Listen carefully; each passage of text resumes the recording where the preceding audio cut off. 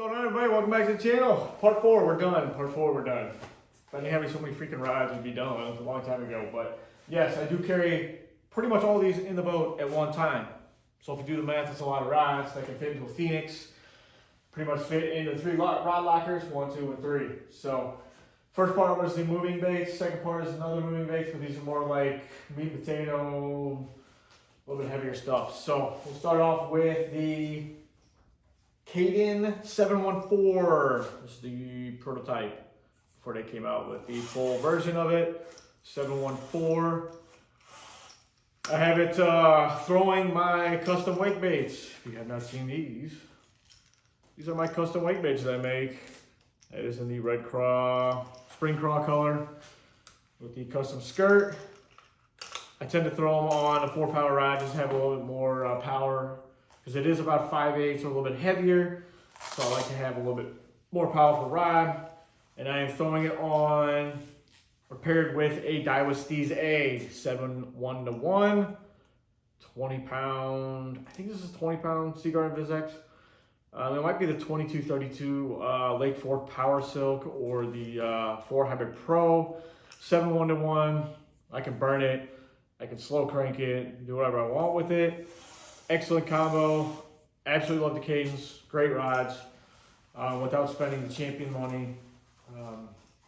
They're a little bit faster than like the Sierras and stuff, like I said in the last video.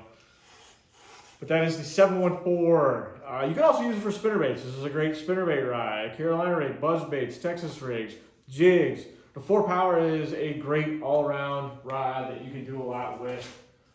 Next up is an OG. A rod I will probably never sell. This is the 705 CB MF Glass. This is one of the old ones. As you can tell, the epoxy is starting to turn yellow. I just absolutely love this rod. This is a little nostalgic for me. I've got it paired with another Daiwa TDZ Ito 6:3-to-1 gear ratio. This has got 15-pound Lake Fork Power Silk. And I did swap out what I was throwing, but now I'm throwing the Mega Bass Sonicide and the Green Craw.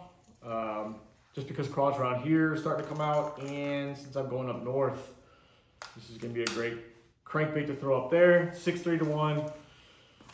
Just a great square bill rod. I think it's one of the best square bill rods Dobbins makes. I prefer the glass over the graphite just because of a little bit more power here, but it's also got a moderate action, a little bit more forgiveness up top. So you're not ripping hooks out of their mouths. A lot of times they smoke crankbaits, so you don't want to pull them out of the mouth. This is a new rod that I got. Instead of using my 704 CB for throwing cranks while I'm up north and throwing other stuff, I decided just to screw it. And when I was down in Texas, I went in and picked a couple rods up. And this is one of the new rods I picked up. This is the Dobbins Champion 764 CB. A little bit longer. This is going to be an awesome wigglewort, Mega Bass Z3, small crankbait, phenomenal. I love using the 704, so I think this is going to be even better. This is paired with a Daiwa TDZ Type R Plus. 12-pound line. This is a 5:7-to-1 gear ratio. This is going to get a ton of work out here very soon. I will probably catch 100 smallies on it, just because I'm hoping I can crank a ton with this combo. This is an absolute blast to catch them on crankbaits. That is the new rod. This is actually 704. I think this is the Palmyra one. No, this is not the Palmyra. But yeah, and the Dobbins rod sleeve. If you don't know, they make rod sleeves now with their logos on them. Nice rod.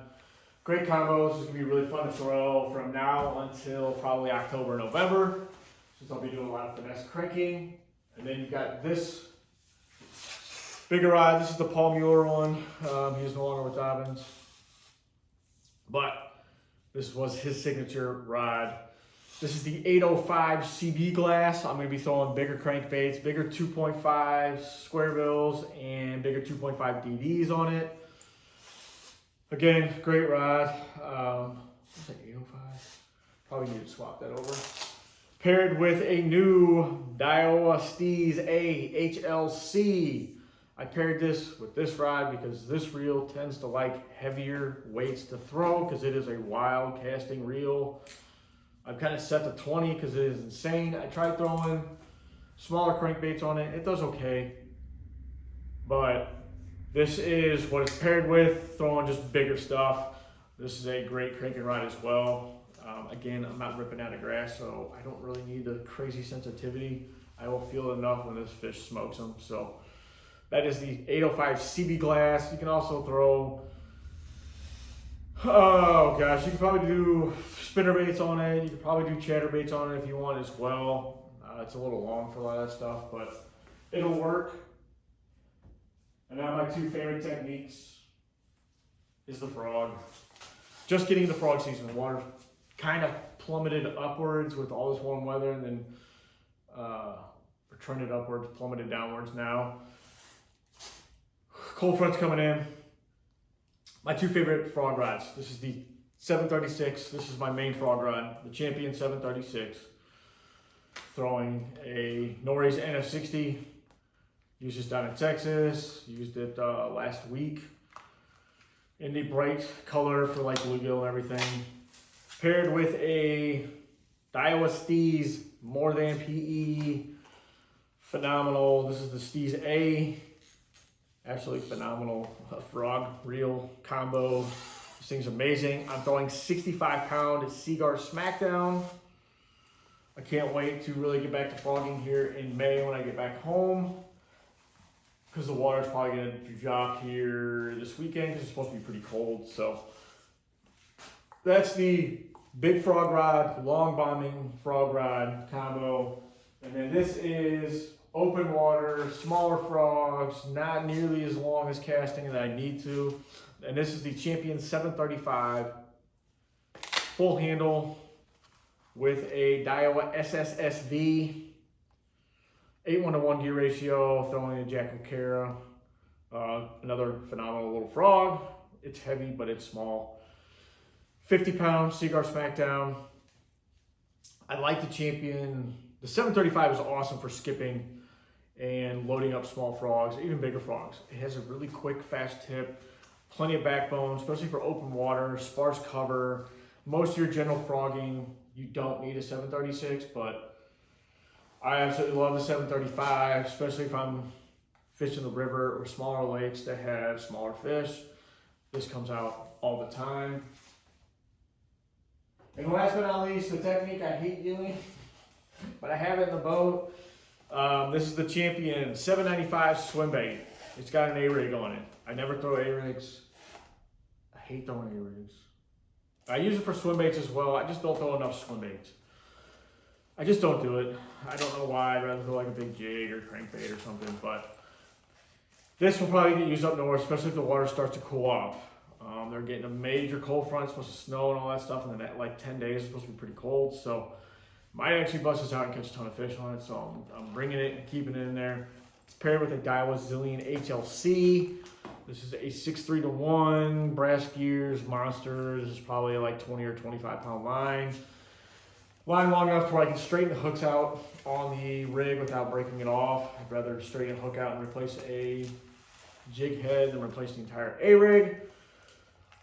Great combo. I mean, it's really light for as big as it is. It's got the giant EVA handle for two-handing the lob caster and all that kind of stuff. But fantastic rod for as big as it is. It's awesome.